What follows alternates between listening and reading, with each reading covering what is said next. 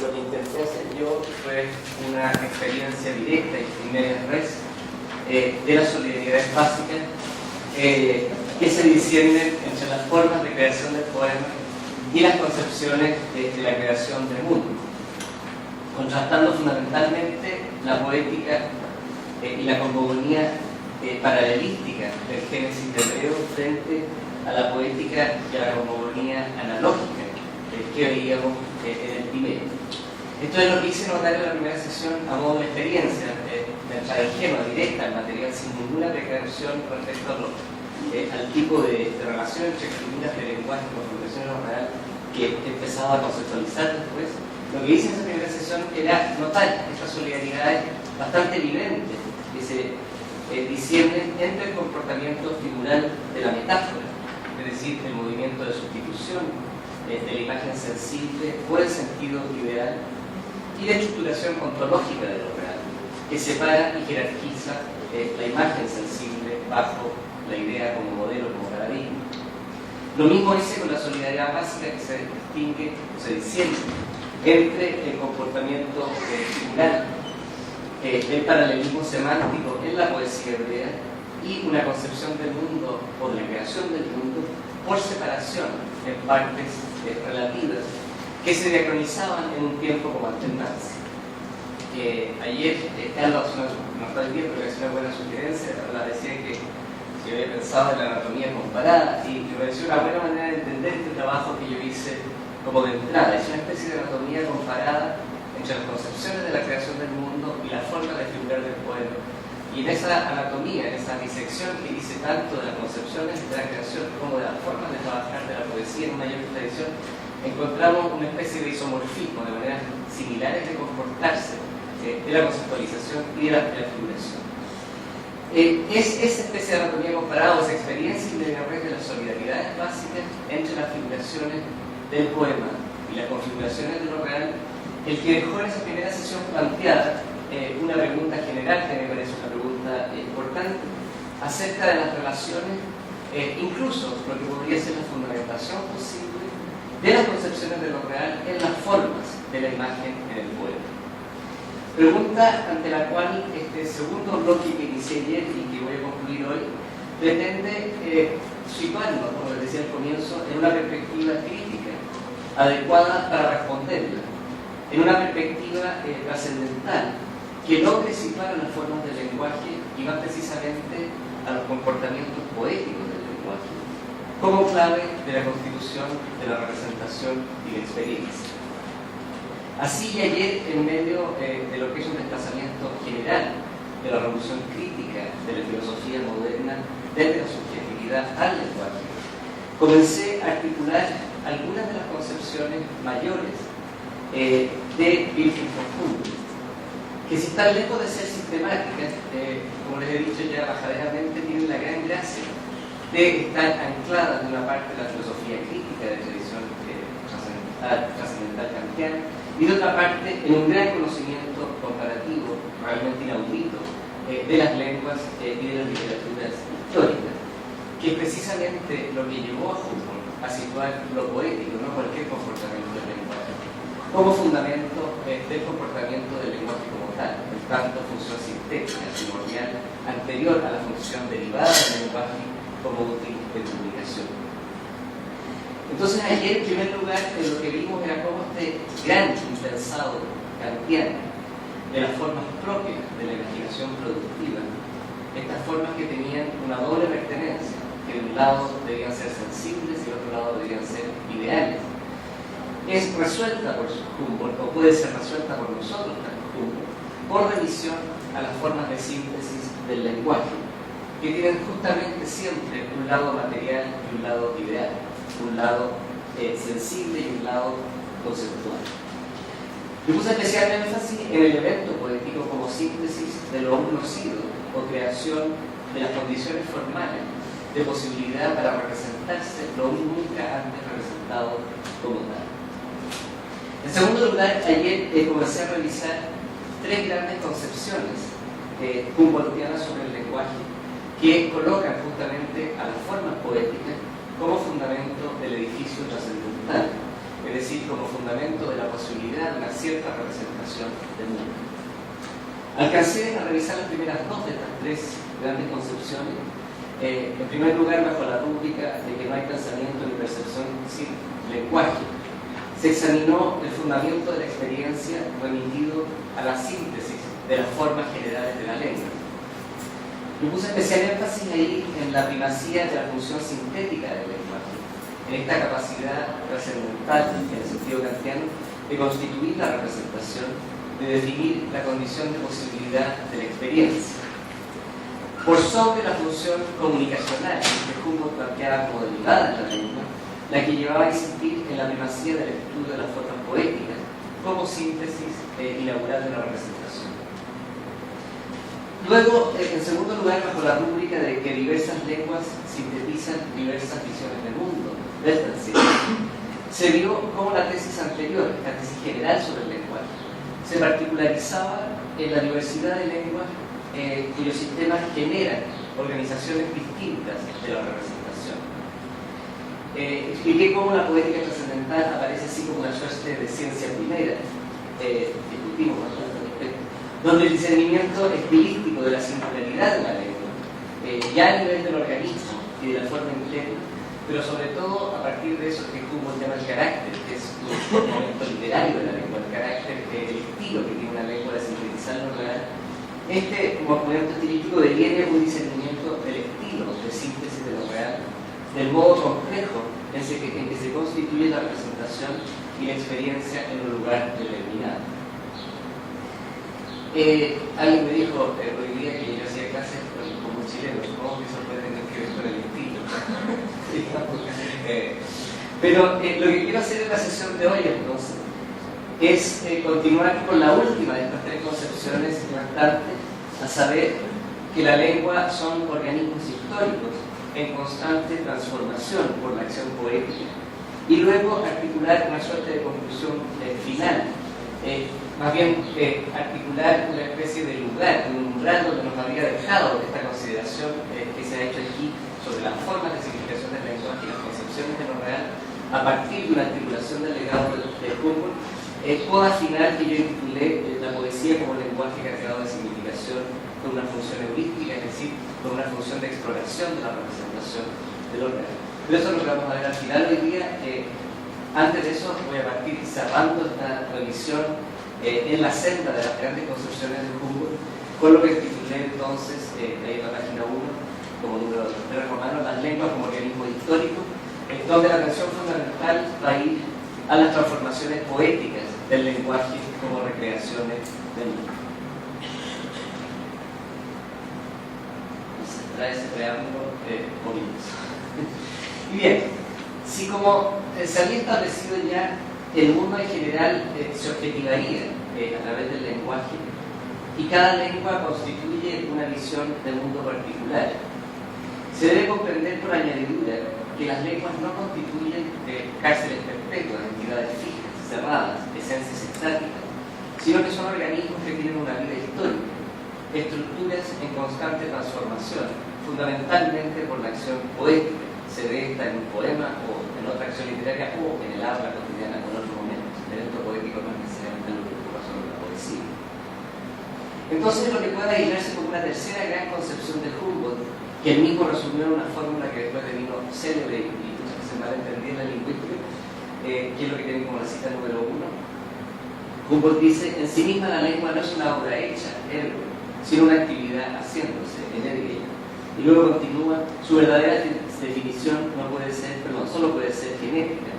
Es la labor perennemente renovada del espíritu o de la mente, para ser al sonido articulado, capaz de la expresión del pensamiento. A vez que diga espíritu, casi siempre pueden poner mente, esto es una traducción que es antigua, pero el problema es que aquí intenta pensar el espíritu hegeliano y en realidad está hablando simplemente de la subjetividad.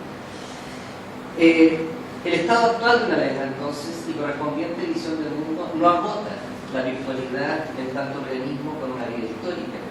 Su posibilidad siempre abierta de crear o renovarse mediante nuevas formas, nuevos comportamientos, con la consiguiente transformación de su manera de sintetizar la representación de lo real. Se reconoce así una historicidad fundamental al lenguaje en general, dada por la manera en que se realiza diversamente en las diversas lenguas y literaturas a lo largo de la historia. Si se había reconocido que la lengua es el medio que permite la constitución misma de la relación sujeto-objeto, estos se relacionan en su seno de la lengua como parte de un movimiento que se historiza en el lenguaje. Más detalladamente, Humboldt explica, en cita número 3 de este 7, dice: del mismo modo que la materia del pensar y la inmensidad de sus posibles combinaciones son inagotables, tampoco es posible abarcar el conjunto de lo que puede ser designado y conectado en la lengua. De aquí que la lengua conste no solo de elementos ya formados, sino también y muy principalmente de métodos de proseguir el trabajo del espíritu, de la mente, del pensamiento, al cual la lengua le señala su causa y forma. Es cierto que los elementos ya formados, fundamentalmente la sintaxis y la forma interna, constituyen una especie de masa inerte, pero esta porta en sí el germen de una determinabilidad sin fin, a través del carácter.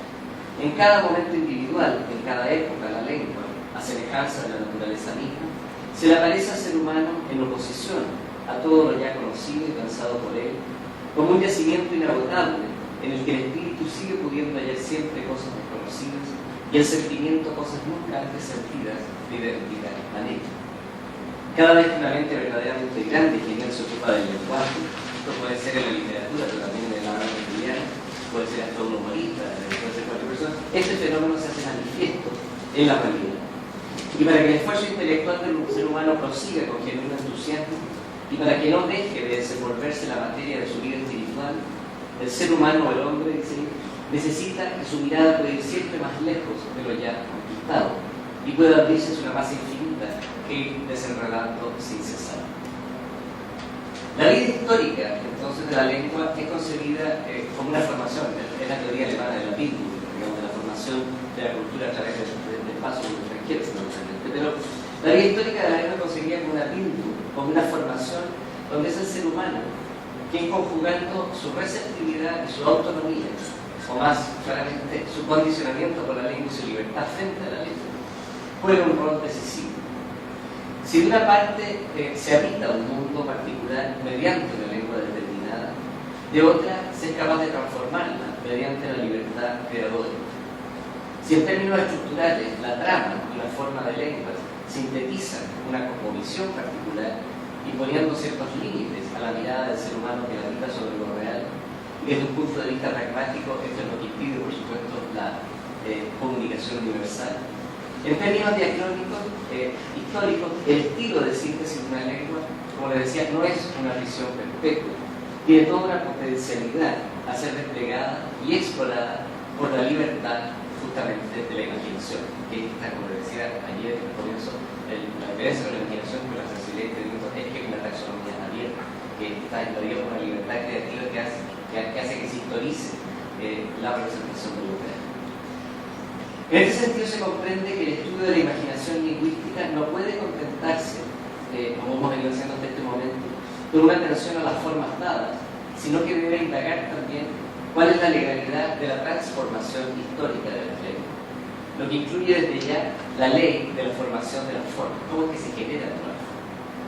Más específicamente se comprende que en esta suerte de fenomenología de las transformaciones lingüísticas y literarias, donde el comparatismo entre lenguas y literaturas va a tener mucho que decir, el foco estará puesto nuevamente en lo poético, en los acontecimientos formales decisivos que han sido capaces de modificar de manera permanente una lengua en tanto representación de mundo. En último término, la interrogación no es solo qué puede saberse del lenguaje a partir de la historicidad de las lenguas, sino también qué se puede saber de la historia como tal, a partir de una fenomenología de las transformaciones lingüísticas. Es una tesis arriesgada, no voy a defender ahora, pero es una tesis que me parece defendible. Y es que en vez de interrogar la historia del lenguaje, uno puede interrogar la historia como tal, a partir de las transformaciones lingüísticas. Pero ese es un asunto que voy a echar ahora. Ahora, en cuanto a los aportes que hace el mismo Humboldt a una fenomenología histórica tal, se puede comenzar notando que Humboldt distingue dos periodos fundamentales en la lengua. En términos aún muy generales, propone lo siguiente, es lo que tiene como cita 4 en el Dice, en el curso de este desarrollo de de la lengua se producen desde luego dos periodos que conviene distinguir justamente.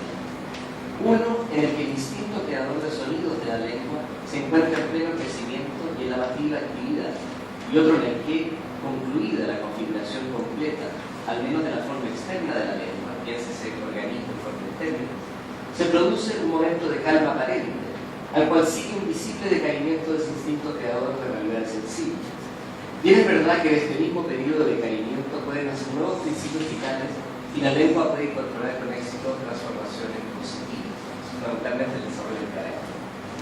La primera fase que marca Humboldt aquí, este periodo de organización, corresponde a aquel en que se sienta la estructura de la lengua, estado en el que nosotros conocemos prácticamente a todas las lenguas naturales históricas, que es un punto de cristalización y de aparente detención, que es lo que nos permite, por ejemplo, formalizar la lengua.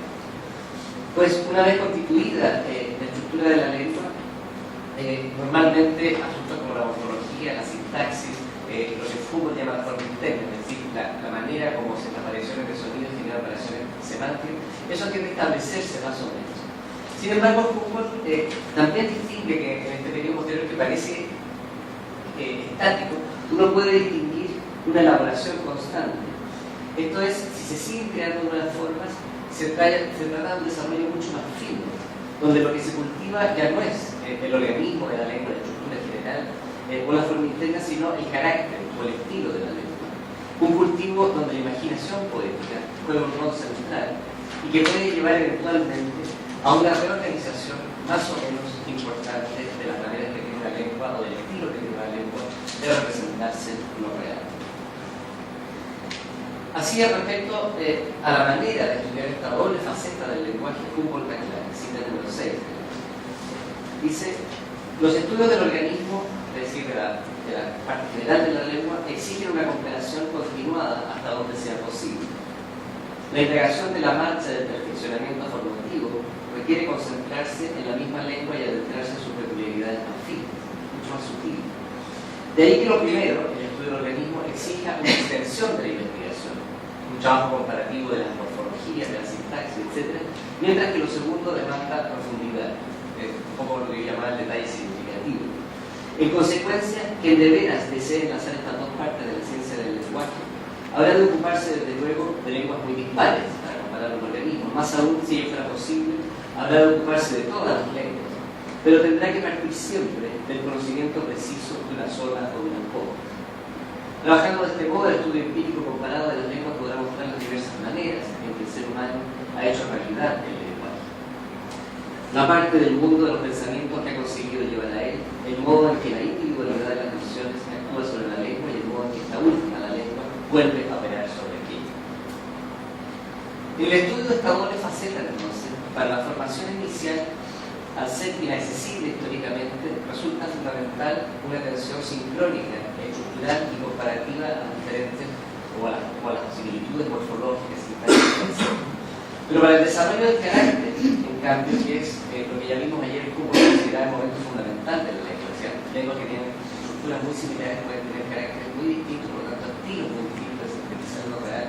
Para el estudio del carácter, digo, resulta esencial una perspectiva diacrónica, histórica, que ponga atención a las revoluciones poéticas, a los acontecimientos lingüísticos que han hecho historia, los cuales se dan a menudo en un horizonte literario en el sentido amplio, que entiende la oratoria, es decir, incluía la filosofía, la literatura, la poesía, la historia, todos los usos creativos del lenguaje, en que uno, al mismo tiempo que intenta decir algo nuevo, intenta decirlo de manera.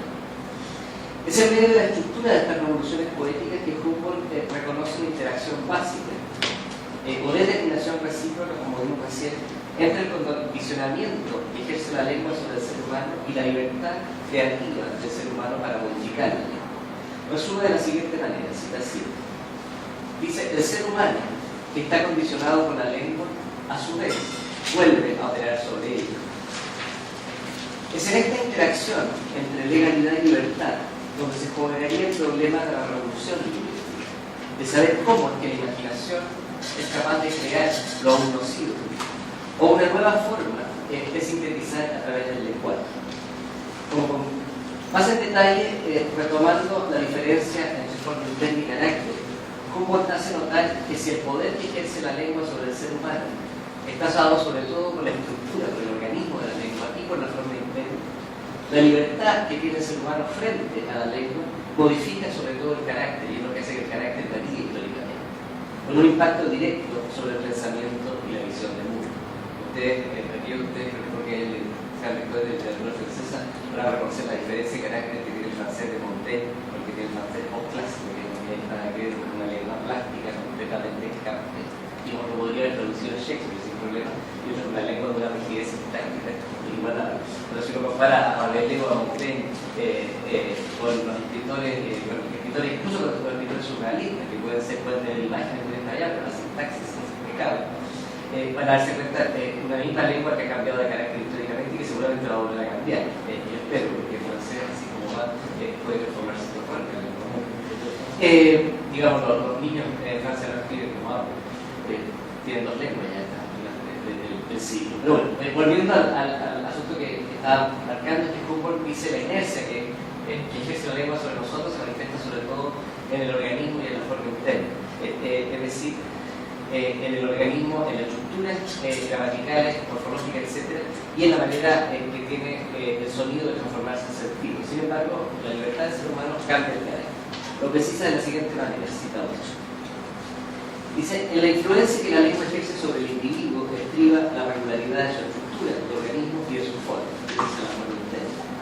El efecto del individuo sobre la lengua contiene un principio de libertad, pues en el ser humano puede abrirse camino a algo cuyo fundamento ninguna inteligencia ya que las circunstancias precedentes, y sería ignorar por completo la naturaleza del lenguaje y vulnerar la verdad histórica de su origen y transformación si se quisiera desterrar de él la posibilidad de estos fenómenos inexplicables, los cambios. Lo que ocurre es que por más que la libertad sea en sí misma indeterminable e inexplicable, es probable que sus límites puedan sin embargo elucidarse dentro de un cierto margen propio solo de ello. El estudio del lenguaje debe reconocer y honrar la manifestación de la libertad, pero rastrear también con el mayor cuidado las fronteras. El estudio respectivo de la estructura y el carácter de la lengua desemboca así una doble pregunta por el poder que tiene la lengua sobre el individuo de una parte y la libertad que tiene el individuo para resistir y transformar el condicionamiento de la lengua de otro. En medio de esta relación de determinación recíproca, se reconoce una acción simultánea de la estructura o legalidad de la lengua sobre el ser humano y de la libertad del ser humano sobre el carácter de la lengua. Humboldt agrega o precisa, cita 9, en la manera en que la lengua se modifica en cada individuo se revela frente a su poder, un poder que el ser humano ejerce sobre ella, sobre la lengua. Adelante. Voy a hacer bastante.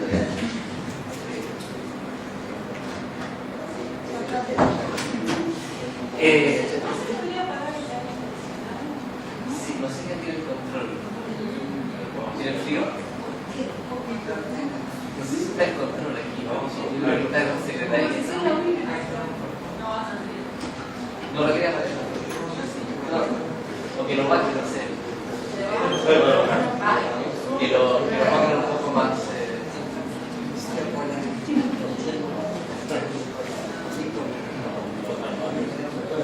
Mientras esperamos voy a retomar la cita. Se decía que Humboldt ve la acción de la lengua sobre el ser humano como acción del organismo y lo que hace el ser humano es diferenciar. Le retomo ahí en la cita 9, dice, en la manera en que la lengua se modifica en cada individuo se revela frente a su poder, el poder de la lengua, un poder que el ser humano ejerce sobre la lengua y el lenguaje. Se puede considerar el poder de la lengua, si se quiere aplicar este término a la fuerza mental, como una acción fisiológica. El poder del ser humano es puramente dinámico. En la influencia ejercida sobre él reside la legalidad de la lengua. En la acción que opera él en retorno, un principio de libertad. Verán que el lenguaje kantiano no solamente de etimología, sino también. Entonces, en medio de esta interacción entre la legalidad que impone la estructura y la libertad de transformar el carácter, se podría pensar que la fuerza del ser humano es una fuerza débil, en el sentido que su capacidad tanto creador de estilo que se opone a la inercia orgánica de la lengua, que es también la inercia de la experiencia, es más bien moderna. Parece que es como que ¿Lo bajo o lo apago? Por ejemplo, menos 25, ¿Qué dice ahí? 25, 4, 3. 4 y 19 solamente. Baja ahí. ¿Y esto? Ahí es puedo empezar a tener. A 0. ¿Qué dice?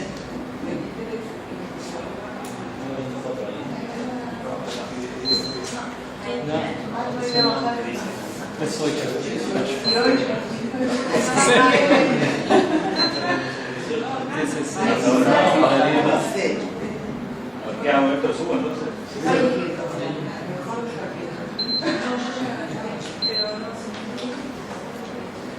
Ahora vamos un segundo. ¿Cuánto está ahora? Se parece que...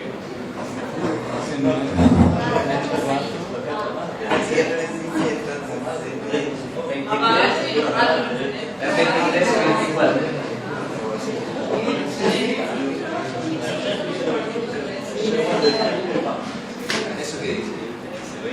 20. 21, 22, 24.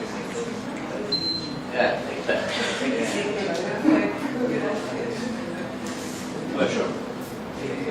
No, pero no, es viejo. Está sin corchete. Bueno, le decía que en medio de esta interacción entre la legalidad que impone la estructura y la libertad de transformar el carácter de la lengua que tiene el ser humano, se podría pensar que la fuerza del ser humano es débil, en tanto simplemente su capacidad de modificar el estilo de una lengua, y no más que eso. Pero lo cierto es que los efectos de transformación de esta aparente fuerza débil del ser humano pueden ser inmensos, especialmente cuando se trata de un uso genial de la lengua, de un acontecimiento de la imaginación lingüística capaz de crear una forma no solo permanente, sino transformadora del carácter.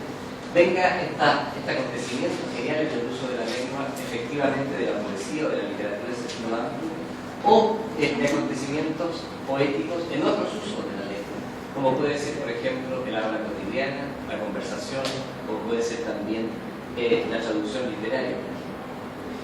Es lo que hace ver el mismo Humboldt, quien, si uno rastrea su escrito, se da cuenta que identifica al menos 3 modos de transformación de la lengua y correspondiente transformación de la síntesis de representación común. En primer lugar, el acontecimiento en el habla de la conversación. En segundo lugar, el evento poético. Y en tercer lugar, el contagio traductivo, el injerto de forma de significación de una lengua a otra que modifica este sistema de la lengua.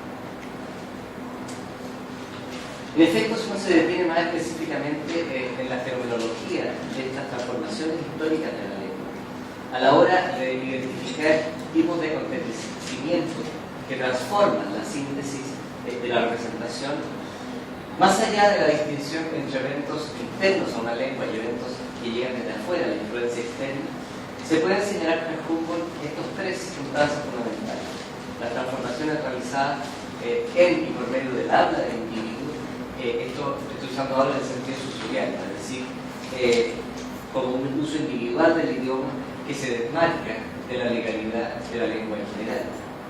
Luego, en segundo lugar, las transformaciones productos de la experimentación literaria, donde si la poesía ha jugado muchas veces un rol decisivo, especialmente la poesía lírica, apareciendo como una suerte de laboratorio de la lengua, no se debe desatender el trabajo de otras formas de discurso capaces de explorar la representación, partiendo de la filosofía misma.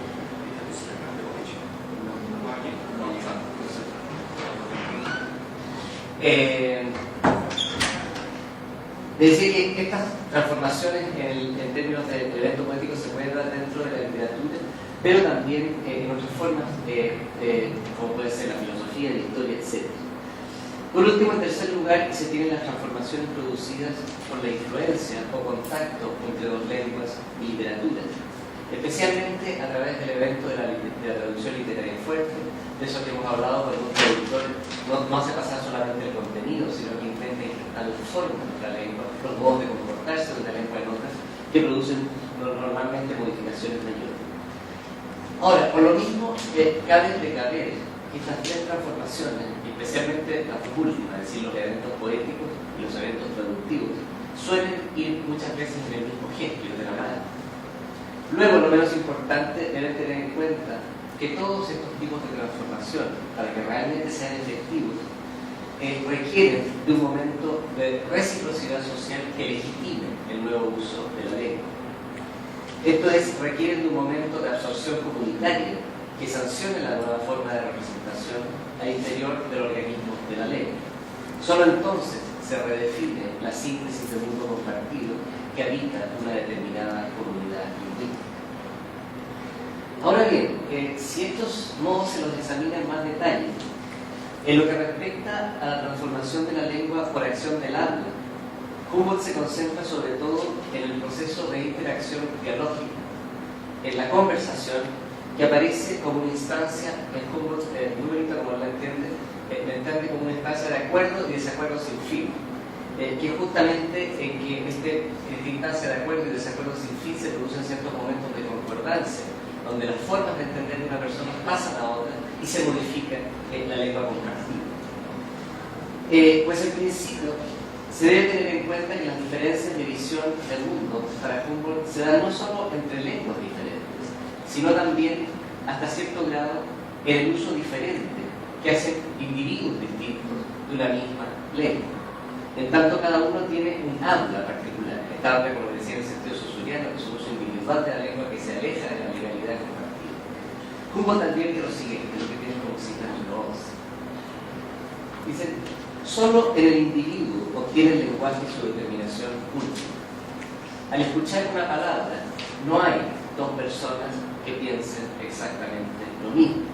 Y esta diferencia, por pequeña que sea, por diminuta, se extiende como las ondas en el agua por todo el conjunto de la lengua. Por eso toda comprensión es siempre y al mismo tiempo una incomprensión. Toda coincidencia en ideas y sentimientos una simultánea e ilimitable divergencia. En la manera como la lengua se modifica en cada individuo se pone de manifiesto, en dirección opuesta al poder de la lengua sobre él antes expuesto, el poder que tiene el ser humano sobre la lengua. Ahora bien, se da cuenta que si cada individuo en tanto habla hace un uso particular de su lengua, con la correspondiente modificación de la representación, esta individualidad solo se reconoce cuando se entra en relación con la diferencia que nos presenta otra habla individual al interior del lenguaje. Es lo que ocurre y observa Humboldt en la conversación, que describe de manera notable como un proceso de transformación sutil e imperceptible de la lengua. Humboldt explica lo que tiene como citados. Dice, cada individuo que tiene un espíritu cultivado, paréntesis aquí, por cultivado no significa que sea culto en el sentido de instruido, sino formado en el sentido de que ha desarrollado sus capacidades lingüísticas, lo que muchas veces está en gente que en este sentido de culto no tiene sentido de cultura, sino que tiene un manejo de la lengua particular, que ha cultivado su relación con la lengua. Entonces, cada individuo que tiene un espíritu cultivado, una mente cultivada, se forma en el seno de su nación una lengua aparte. Vincula ideas modificadas de otra manera a las mismas palabras y atrae sensiblemente el lenguaje común en aquello que tiene de más esencial, en los matices más íntimos del pensamiento y el sentimiento. He aquí sobre lo que reposa la parte más grande del interés en la conversación, que es sin duda la ocupación y el esparcimiento más noble del ser humano pensante. Ella, la conversación, nace comúnmente de la acepción diferente dada a las mismas palabras. Llega en su curso al punto en que uno se reúne y escucha mutuamente, pero haya, al avanzar en el asunto, nuevas divergencias fundadas en matices más delicados aún, que no se habían percibido para nada al comienzo. Al tomar conciencia mutua de sus ideas, se profundiza aún más en el asunto, y entre más se lo profundiza, más difícil es dar el mismo valor a los mismos términos, en la medida en que los matices comienzan a venir finos y desvinculados. Lo primero que hace tan notable a esta manera humboldtiana de comprender la transformación de la lengua por acción de la conversación es que se darán cuenta que depende nuevamente de un privilegio irrestricto de la función de síntesis por sobre la función instrumental del lenguaje, que aún al considerar la conversación, que es una instancia como poca, hipotecada supuestamente al uso instrumental, utilitario del lenguaje como comunicación de contenido, Humboldt hace ver que todo el poder y la gracia de la conversación no está en la comunicación de contenidos dados, sino en la confrontación de representaciones incompatibles, desfasadas, es decir, en la manera como dos personas sintetizan de manera distinta y no como usan el lenguaje utilitariamente para comunicarse lo mismo. Es precisamente porque toda comprensión es al mismo tiempo incomprensión ambiente público, porque toda comunicación es siempre incomunicación, que la lengua se desarrolla como modo de representación, como síntesis de lo real, no porque los seres humanos se comuniquen una realidad dada, un orden compartido de antemano, lo que detendría la transformación lingüística, al menos a este nivel de la conversación. Pues luego, lo menos importante, se notará que el proceso aparece en Humboldt como infinito, abierto. Si en la conversación la creación personal del habla de un individuo busca un acuerdo con otro individuo capaz de sentir una nueva forma de mirar las cosas, de representarse lo real, esta concordancia con el locutor, dice Humboldt, no producirá nunca una coincidencia total. En tanto el otro modifica inevitablemente lo que recibe desde su habla, renunciando una y otra vez el proceso de transformación, como decía, en aspectos cada vez más sutiles. A medida que nos ponemos de acuerdo en aspectos generales, notamos nuevas diferencias en un proceso que no tiene fin. Humboldt lo precisa de la siguiente manera, cita Teresa. Por otra parte, tampoco se puede afirmar que el lenguaje, como órgano general, someta estas diferencias a un único paseo. El lenguaje tiende, desde luego, puente de una individualidad a otra y hace de mediador en el entendimiento recíproco. Pero la diferencia más bien la creciente, ya que merced a su propia obra de aclaración y refinamiento de los conceptos, contribuye a una mayor conciencia de cómo esa diferencia hunde sus raíces en la disposición originaria de la mente del libro. Entonces, en la medida en que la comprensión queda remitida al reconocimiento de la diferencia, la conversación aparece como una instancia de interacción recíproca, de acuerdo y desacuerdo sin fin, la cual va transformando imperceptiblemente la lengua compartida en la medida en que se la individualidad de sus hablantes se socializa, con la consiguiente transformación de la representación de lo real. Dicho de una manera un pelo más técnica, como la pone Trabant, imagino que en la cita 14, dice lo siguiente. Esto quiere decir que el esquema trascendental, esto que veíamos que era la forma de la imaginación, que por un lado es sensible, por otro lado ideal, y que Humboldt permite a las formas del lenguaje. Retomo la cita, esto quiere decir que el esquema trascendental, esta representación que, según la crítica de la razón pura, efectúa la mediación entre el entendimiento y la sensibilidad, o que es homogénea de un lado de la categoría, del entendimiento, del concepto, y del otro lado del fenómeno intuitivo de la sensibilidad, y que hace posible la aplicación de la primera al segundo, que este esquema trascendental no se realiza sino individual y subjetivamente en las lenguas diferentes, intersubjetivamente en el diálogo con otro, es decir, históricamente. Bueno, hasta ahí con la conversación, porque si las transformaciones de la lengua mediante esta conversación o interacción recíproca entre hablas individuales son permanentes y las más de las veces van transformando la lengua de manera imperceptible, una especie de movimiento lento, una formación lenta, muy distinto es el caso de las transformaciones mediante la experimentación literaria, en sentido amplio, las cuales dependen muchas veces de eventos fuertes en obras poéticas, filosóficas u otras, de la creación de formas o del uso de formas que abren súbitamente nuevas maneras de sentir o de pensar el mundo. Es lo que Humboldt suele remitir a la labor creativa de los poetas y filósofos, quienes al adentrarse mediante el trabajo con la lengua en zonas aún no exploradas de la sensibilidad y del pensar, transformarían la lengua y correspondiente representación de lo real de maneras bastante más dramáticas e identificables, fácilmente visibles en la historia de la lengua, que estos cambios del habla que son en general imperceptibles, que se van transformando perceptibles. Muchas veces estos cambios del habla o una nueva expresión permiten comprender una época, pero es difícil saber qué momento se origina. En Chile una expresión que le gustaba la de Heidegger, que seguramente usted la ha escuchado, se ha estado en ese país, que no estoy ni ahí, que quiere decir, es intraducible porque es una especie de interjección, y quiere decir básicamente, muestra un cierto desapego, que de hecho ese no estoy ni ahí se acabó en Chile, hace 2 o 3 años. Pero durante mucho tiempo la gente no lo usaba, el no estoy ni ahí, que era una especie de desapego absoluto frente a toda instancia de participación, de compromiso. Y claro, ese acto de la hora tiene que haber surgido en un momento y realmente daba cuenta del espíritu de los tiempos, que como digo de una manera pasada, porque los jóvenes han dado lección de participación últimamente, pero felizmente, pero eso es difícil identificar el momento en que eso ocurre. Muy distinto es lo que ocurre con estos grandes acontecimientos en la historia de la literatura, donde son mucho más fáciles identificables cuando aparece una nueva forma y se expande. Humboldt lo ve de la siguiente manera, el principio explica. Dice, cita 15, dice, el tiempo introduce muchas veces en la lengua lo que ésta no poseía, en virtud del desarrollo progresivo de las ideas, del incremento de la capacidad de pensar y de una sensibilidad cada vez más profunda. Es así como al cabo de un mismo edificio acaba agregando un sentido distinto, como una misma impronta se acuña sobre lo diverso, y como por medio de las mismas leyes de conjunción acaba expresándose un nuevo curso de ideas. Este es el fruto continuado de la literatura de un pueblo, y muy especialmente de la poesía y la filosofía. La expansión de las demás ciencias proporciona a la lengua más bien materiales concretos, es decir, contenidos, o nuevas y más firmes demarcaciones de lo existente.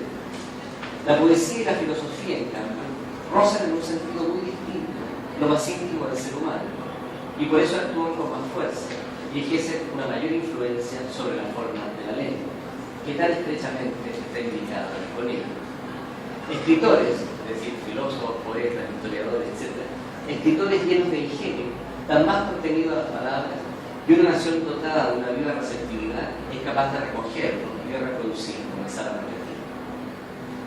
Entonces, tanto el trabajo de experimentación del poeta como el trabajo de exploración del filósofo, al principio, en la medida en que se reflejan en una libertad creativa de la imaginación con la lengua, generan nuevas posibilidades de lenguaje y representación.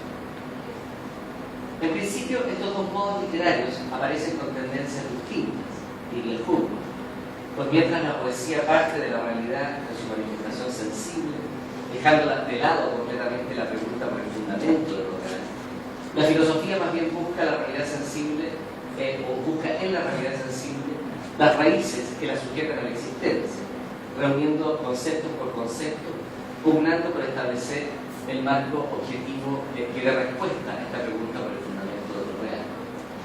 Pero lo fundamental, a pesar de estas dos tendencias distintas, es decir, la filosofía que hemos visto, porque vamos a ver en las tres sesiones que quedan, cómo cada vez que la filosofía se pregunta por el fundamento de lo real, y por tanto genera una metodología de la física, porque cualquiera ya sea, tiende a figurar, pero la idea es que la filosofía lo que hace es mantener eso, es preguntarse por el fundamento de la poesía, más bien da cuenta de una manera creativa del orden de las cosas. Pero a pesar de estas tendencias distintas, en ambos casos se forman nuevos usos lingüísticos a partir de los recursos internos de la lengua, con su correspondiente ampliación de la experiencia, de las capacidades de sentir y pensar lo real, que es lo que hace que exista no solo una historia de la lengua, sino una historia como tal. Esta ampliación de lo que puede observarse ya a nivel de la introducción de nuevas formas léxicas y sintácticas, una creación corriente entre los filósofos de todos los tiempos, se puede suponer que alcanzó un cierto ápice en ciertas vertientes de la filosofía contemporánea. Así recordarán que ayer, no solamente en torno de Bloom, recordaba que Borges decía que Heidegger había inventado un dialecto alemán. Lo que quería decir es que había inventado no una nueva filosofía, sino una nueva filosofía inseparable de la nueva manera de utilizar el lenguaje. Hay casos contemporáneos en el post-estructuralismo francés que son bastante, evidentes. Ahora, refiriéndose a transformaciones estilísticas algo más sutiles, menos notorias que las de Heidegger o de Derrida o otros, Humboldt explica lo siguiente, cita 16. Dice, algunos escritores ya están en condiciones con las mismas palabras, la misma sintaxis, y únicamente por un empleo diferente de estas, ¿sí? dando el estilo distinto, el carácter distinto, por medio de la fuerza y la inspiración de su mente o su espíritu, de imprimirle en sus obras un nuevo carácter a la mente. Más decisivas son las transformaciones que produce el trabajo estilístico de los poetas, capaces de establecer nuevos vínculos a nivel de las formas léxicas, de las formas sintácticas, de las formas textuales, de las formas musicales de la lengua, de las formas de figurar de la imagen, de las formas de apelar el contexto, etcétera, etcétera, con la consiguiente proyección de nuevas formas de vincular y de representar en el mundo. Humboldt observa, cita 17. Lo que en cualquier caso me parece seguro es que hay que hacer una distinción entre el estado de una lengua en el que, como fiel reflejo de una época, aquella contiene multitud de elementos poéticamente formados, y aquel otro en el cual sonidos y formas, conexiones y constituciones, dejadas al arbitrio del hablante, siembran en el organismo de la lengua la simiente indestructible de una eterna creación poética. En el primer caso, la forma ya acuñada se va enfriando y endureciendo, y su contenido poético no es ya fuente de impulso del espíritu.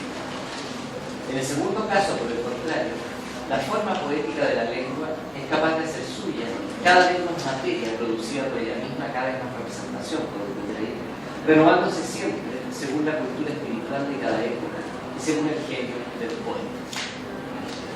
Entonces, en los momentos en que los poetas desarrollan un trabajo creativo con la lengua, la creación de nuevas formas de significación o de arreglos inéditos de formas ya existentes de significación, generan nuevas posibilidades de síntesis de la representación. Y en la medida en que estos usos creativos hayan reciprocidad en otros, en que la comunidad es capaz de recibir y recoger estas formas como patrimonio común, no solo devieran disponibles, sino que modifican la visión compartida del mundo. Eso de todo respecto a este momento final de reciprocidad social, que la labor de legislación de los lingüistas puede cumplir un rol importante. Esto es, en la medida en que los legisladores del idioma, lejos de los purismos que han afectado intermitentemente a las academias, se dediquen a comprender y no a reprimir los usos de la lengua, cosa que recién hoy día en las academias españolas en las últimas décadas ha comenzado a hacer. En vez de dictar como debemos usar, empieza a aceptarlo como que lo usamos y a legislar al respecto, extrapolando las posibilidades de representación inaugurada por la experimentación de los poetas o del habla cotidiana u otro, dándoles carta de ciudadanía en un territorio más amplio de la lengua. Humboldt advierte al respecto a esta labor que pueden cumplir los legisladores del idioma tras estos grandes eventos de creación poética. Cita 18, página 5, dice lo siguiente. Dice, junto a estos escultores vivos del lenguaje a través de sus obras, es decir, junto a estos poetas y a la literatura en general, aparecen entonces los gramáticos, que dan el último tono conducente a la reflexión del organismo. Su cometido no es crear, como hace el poeta. Empero ellos rechazan esto, generalizan lo otro, allanan asperezas y rellenan lagunas. En este dominio, en el que ellos mismos están de continuo apurando el caudal inagotable de la lengua que se tiene ante sí, son sin duda legisladores.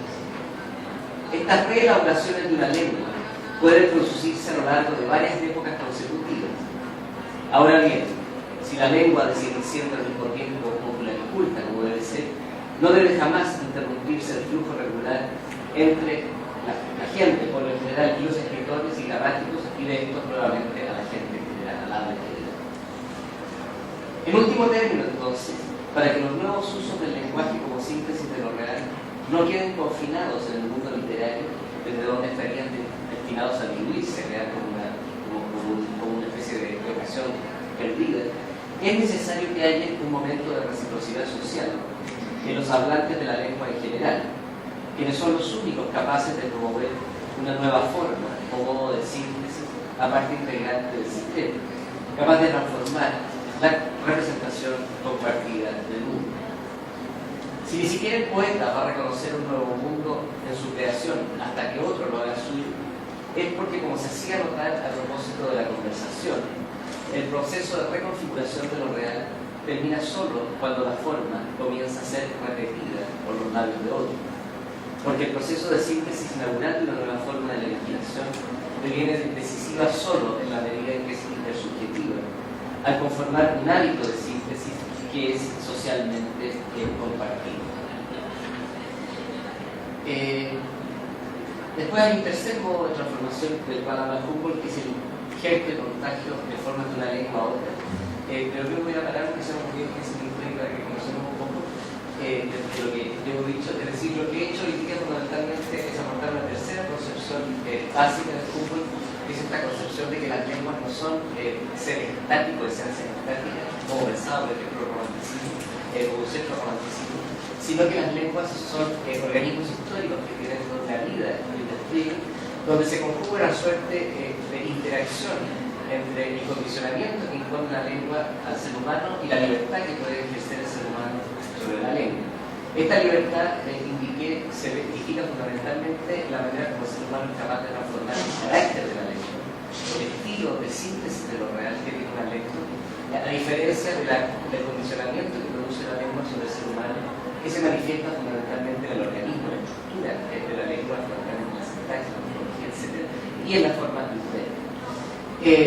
Luego dije que si esto era así, era necesario no solamente hacer una especie de estudio de las formas de las lenguas, que es lo que de alguna manera nos había indicado que era necesario hacer las dos tesis anteriores, sino también una suerte de fenomenología de las transformaciones lingüísticas de la lengua, las transformaciones lingüísticas, y esa fenomenología, o a esa fenomenología Humboldt aportaba en sus escritos al menos tres instancias, o hacía notar al menos tres instancias en que la lengua se transforma.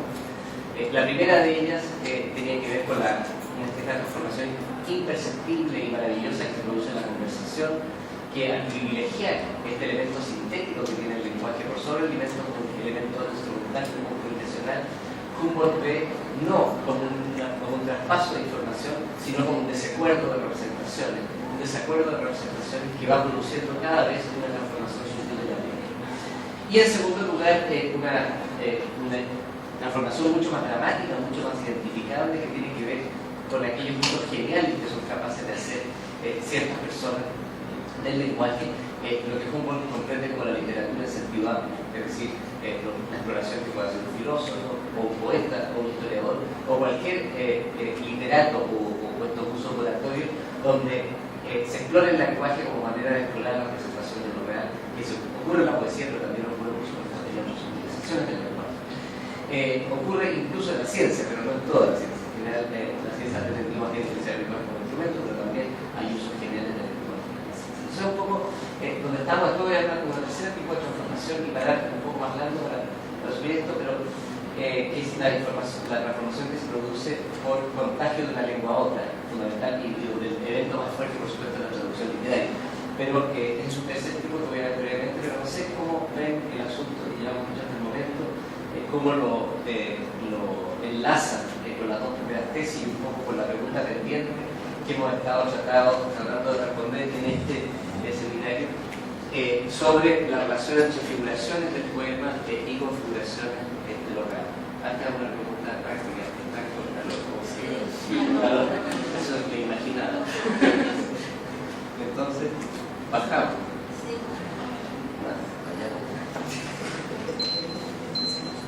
Ahí,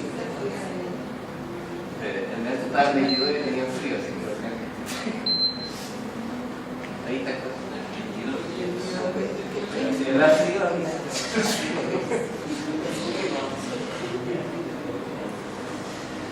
¿Cómo ven esta tercera concepción digamos que es la última que vamos a ver? La primera tiene que ver con cómo se piensa y se incluye sin lenguaje, después que cada lengua constituye una visión del mundo, y ahora esta tercera concepción que hace ver que las lenguas no son esencias estáticas, sino de organismos con la vida histórica, o que se transforman fundamentalmente a partir de un principio de libertad humana que se manifiesta en lo poético, pero también en otras instancias, en otros elementos del alma, etc. ¿Cómo lo vemos?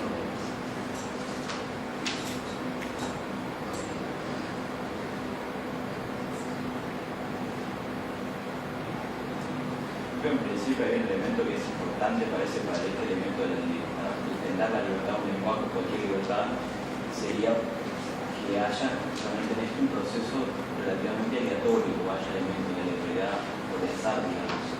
para que justamente no se pueda decir que toda modificación es el resultado de un programa que ya estaba prácticamente, porque un programa, por decir algo, un sentido muy amplio del programa, de algo que dispone las eventuales cambios, y esos eventuales cambios no serían tanto nuevos, sino algo que ya estaba impuesto.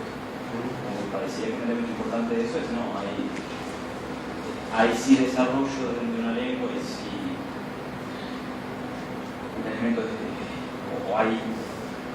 explota una lengua en el sentido de llevar a posibilidades que por ahí no estaban, pero que esas posibilidades en realidad no son, se entiende el elemento de libertad, no son determinadas completamente, ¿no? El elemento libre del ser humano es un elemento que, aunque el ser humano interprete, aunque digamos poeta tuviese un programa de transformación lingüística o una academia tuviese un programa de transformación lingüística, no hay ninguna manera de que lo pueda llevar a cabo en términos de modificar la lengua de su expresión, porque las lenguas son sistemas, son organismos estructurados, y cuando uno injerta un nuevo elemento en un sistema, redefine todo eso, y es inanticipable la manera en que uno va a redefinir el sistema, porque el sistema se adapta a un nuevo elemento, y esa adaptación quizás hay una máquina que lo pueda definir, realmente es impredecible probablemente va a ser.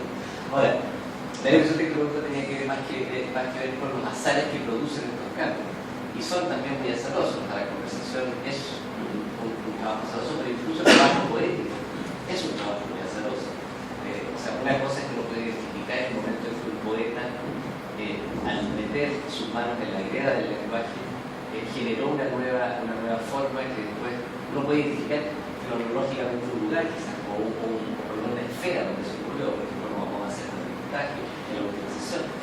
Pero otra cosa es que eso haya podido ser programado. Generalmente, las nuevas formas de poesía, si uno no quiere dejarlo demasiado lejos a una especie de complementariedad del vacío, o sea, habla de repente de que por qué crean los poetas, porque el vacío llama a algo complementario, que es algo de alguna forma. O sea, es como el pánico al vacío, la página del baño. Pero si uno no quiere ir tan lejos, los poetas en general, como cualquier artista, a diferencia de lo que ocurre, por ejemplo, en una obra científica, incluso en una obra filosófica, no actúan por una programación. Ellos pueden decidir, claro, otorgarse ciertos elementos formales que ellos quieren cumplir en un poema, como puede ser una estructura. Pero lo que va a ocurrir ahí adentro es ya fruto del azar. Entonces, aunque el cambio sea producido intencionalmente en el sentido de que hay una voluntad creadora del poeta, esa puede existir. Lo que esa voluntad creadora va a producir generalmente es también producto del azar, que puede en sentido banalmeano de la palabra también del azar. ¿Qué pasa? Para un poeta y la poesía en sí es inherente la producción de novedad, digamos, y que cuando eso no se da, estrictamente poesía y poeta no tenemos. O sea, alguien que meramente reproduce una gramática poética, digamos, y no aparece ese elemento de azar, entonces no tenés, digamos, estaría de acuerdo con eso. No sería tan. O sea, quiero decir, una cosa es decir que entre los eventos donde se observa la transformación de la lengua está la conversación, está la poesía, está la traducción. Otra es decir que por definición la traducción, la poesía o la conversación consisten en una transformación de la lengua. Yo diría que diferenciarla. Yo diría que la poesía en general es donde se da más fuerte, porque normalmente los poetas, lo que llamo por qué la poesía aparecía por esta ciencia primera en Google, es porque la poesía es justamente donde el lenguaje recupera la función sintética, donde más claramente la recupera. Entonces, la mayoría de nuestros usos cotidianos del lenguaje, nosotros usamos una función derivada, que es para comunicar una representación compartida. Y esa función derivada tiene que ver con que queremos comunicar cosas, pero la poesía en general muchas veces, pero no siempre, lo que hace es explorar el lenguaje como manera y por consiguiente explorar la representación. Ahora, yo cuando hoy día hacia el final haga esta coda, que voy a tratar de establecer una especie de hipótesis provisoria sobre lo poético más que sobre la poesía como género, voy a hablar de que es un lenguaje cargado de significación con una función heurística. Esa función heurística es lo que tú estás hablando, es decir, una función de exploración de la representación. Pero la otra parte de la definición, que me parece que ya cumpla con una, que es un lenguaje cargado de significación, que es la famosa, digamos, de lo que hablábamos, digamos, ¿por qué se carga de significación el lenguaje poético? Porque en general establece vínculos entre elementos del lenguaje de una manera que el lenguaje habitual no lo establece, es decir, de manera suprasintáctica, sea a través de efectos musicales, como puede ser la rima, un ritmo, una iteración, sea a través de elementos figurales, como el trabajo de imagen, etcétera, etcétera. Y esos vínculos, esa multiplicación de los vínculos se proyecta como una multiplicación sobre la representación de los vínculos no reales. Por lo tanto, aunque el lenguaje no haga necesariamente algo, no, sí normalmente la poesía está más cargado de significación que en el lenguaje habitual. Lo que no quiere decir que nosotros no estemos llenos de usos poéticos en el lenguaje habitual, pero cuando nosotros usamos muy marcadamente la musicalidad de la lengua para enfatizar, son usos que tienen que ver más con aspectos icónicos del lenguaje, que no es lo único que se puede decir. Ahora, entonces dicho eso, yo diría que lo pondría así, es decir, las transformaciones de la lengua se dan en la conversación, en la poesía, y también en la traducción poética, que la traducción literaria, o en el encuentro entre lenguas, que lo vamos a tener en un segundo, pero que ninguna de esas instancias queda definida como teniendo como sine qua non la transformación de la lengua, que estaría más cerca de eso en la poesía, pero aún hay mucha poesía, por ejemplo la épica en general, no suele explorar la representación de manera radical, a veces lo hace, o sea, el Homero es la posible, en la épica medieval, por ejemplo, en el Cid hay fenómenos aliterativos que son bastante poco comunes en la poesía de la época, pero en general la épica no ha solido ser el lugar donde se ha experimentado fundamentalmente el lenguaje, a diferencia de la lírica, que ha solido ser el lugar donde el poema más corto, donde se ha solido experimentar más fuertemente, sea objetivo o subjetivo, no toda la lírica ha sido amorosa, y de hecho gran parte de la lírica amorosa, por eso se lleva a otro seminario, gran parte de la lírica amorosa, desde ya todas las tradiciones de lírica amorosa sostenida, han solido ser, han usado la fachada amorosa para razones políticas. Si uno estudia bien la elegía latina, por ejemplo, los trovadores medievales, se va a dar cuenta que echaron la poesía amorosa para que otra cosa, pero eso sería definitivamente para otro escenario, y de eso nos converso mucho menos con una frase que me acabo de largar de la cosa que hablaba yo. Lo pondría así. No sé si hay otras observaciones o preguntas. Me gustaría agregar otro elemento interrogativo, ¿no? Porque estaba pensando en casos en que la lengua, pensaba ahora en la lengua noruega, ¿no? Con la que mucha gente hacía últimamente, sobre la que estoy trabajando directamente en realidad.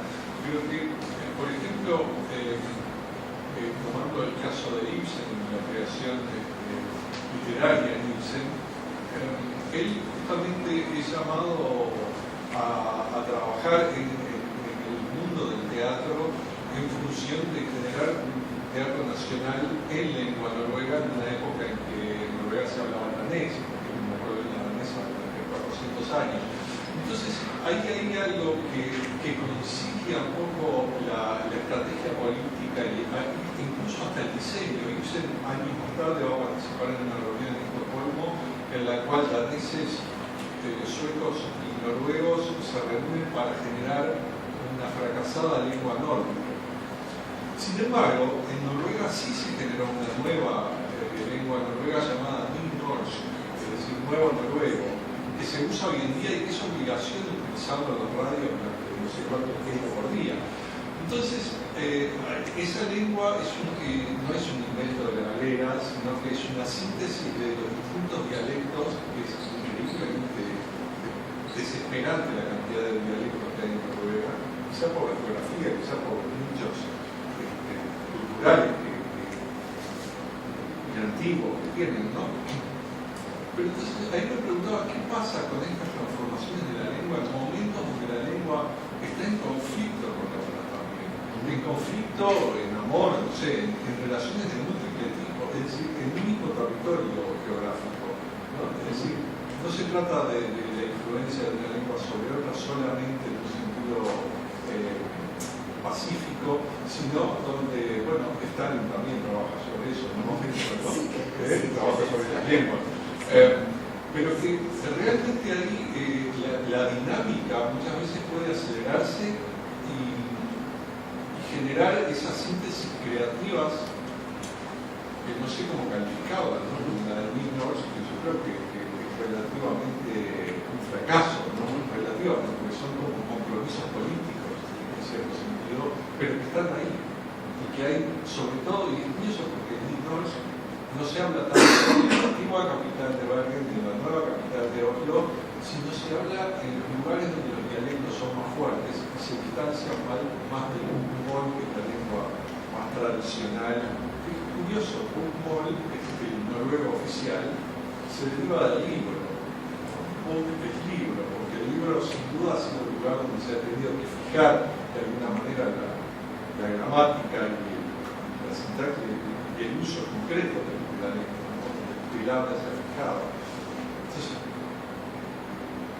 sí, no sé. Habíamos el problema de la influencia entre las lenguas o entre la fenomenología de la influencia entre las lenguas.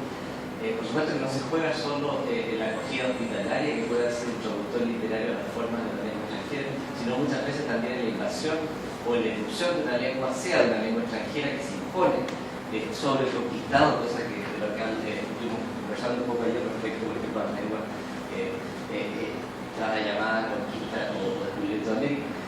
Y también decisiones políticas. Ahora, lo interesante es que esta diferencia entre los dialectos y la lengua, digamos, suele ser bastante poco estructural. O sea, digamos, se la concibe estructuralmente por la lingüística oficial, pero en realidad la diferencia entre dialecto y lengua es completamente arbitraria. Por lo tanto, lo que hace promover una lengua y dejar dialectos como subordinados suele ser una decisión de poder. Y esa decisión de poder, si además se acompaña de la creación de una suerte de lengua ficticia, ¿no? Yo te digo que se había creado en Estocolmo, ¿no? ¿Perdón? ¿Qué intento se había desarrollado primero en Estocolmo? No, eso fue otro sector que fue posterior, más cerca del 1900, en el cual se pretende generar una lengua nórdica. Una lengua nórdica, sí. Entonces, esas son decisiones de poder. Ahora, como de alguna manera conversábamos ayer también, esas decisiones de poder no tienen que ver solo en que todos los súbditos o todos los sujetos, que quiere decir el súbdito, todos los sujetos de derecho en un Estado obedezcan a la lengua del poder, sino que además se representen en el mundo de ciertas maneras. Hay ciertas cosas que vean, ciertas cosas que no vean. Digamos, una lengua no solamente permite obedecer una voz de mando y hacerla inteligible, sino que también la ver el mundo de una cierta manera. Yo creo que ese es el aspecto menos inocente de la imposición de una lengua. Y por supuesto las transformaciones por contacto de las lenguas no siempre parten de situaciones alegres. Y la traducción literaria quizás en la fiesta de la lengua, aunque la traducción literaria también ha ejercida muchas veces como un dominio, pero cuando se ejerce como un dominio generalmente no produce transformación. Cuando la traducción literaria se ejerce como una conquista de las obras extranjeras, la lengua permanece intacta, porque justamente lo que me hace es imponer las convenciones de la lengua propia a la obra extranjera. Y eso hace que todas las lenguas traducidas parezcan igualmente puras, igualmente la lengua de uno. Es la traducción más bien hospitalaria la que transforma. Pero por supuesto no hay que desconocer el elemento de violencia que hay en estas transformaciones y sobre todo, como decía, que no es inocente, digamos, es mucho menos inocente que simplemente hacer obedecer a la voz de mando, sino que tiene que ver también con dar a ver el mundo de una cierta manera. Le preguntaba por Estocolmo porque hay una etimología en Chile sobre Estocolmo que lo aparenta a esto del colmo. Se me preguntaba si podría aplicarse a este intento de esperanto moderno que intentaron crear. Bueno, dado que estamos ya en la traducción, a ver que haya otra pregunta inmediata. Quería hacerte una pregunta, tal vez dos. Una porque no tiene que ver exactamente con tu desarrollo, sino con un discurso un poco digresivo que tú dejas insinuado y que a mí me preocupa cuando asocias la exposición angustiante de lo que es el enfrentamiento con la página en blanco con el vacío. ¿Entendí bien que es así? Con el vacío. No te digo porque tengo muy presente lo que es la costumbre, el libro que publica la correspondencia y el diálogo, en este caso yo lo agregaría como un fenómeno de síntesis más en esa gradación que existe entre la conversación, la poesía y la traducción, que es la traducción que Haroldo de Campos hace del poema Blanco de Octavio Paz, Blanco, ¿no? Eso, y hay una correspondencia sobre eso. Y